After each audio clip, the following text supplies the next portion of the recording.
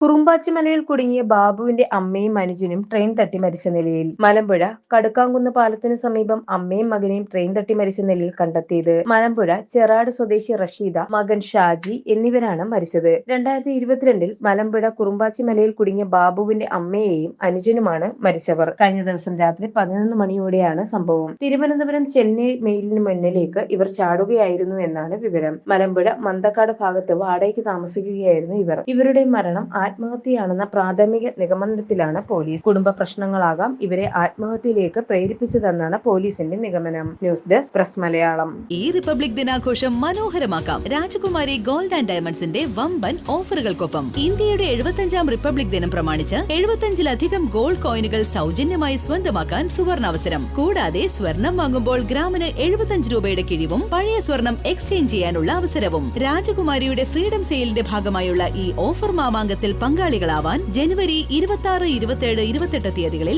ഞങ്ങളുടെ ഷോറൂമുകൾ സന്ദർശിക്കൂ. ഈ റിപ്പബ്ലിക് ദിനാഘോഷം രാജകുമാരി ഗോൾഡ് ആൻഡ് ഡയമണ്ട്സിനൊപ്പം ആവട്ടെ.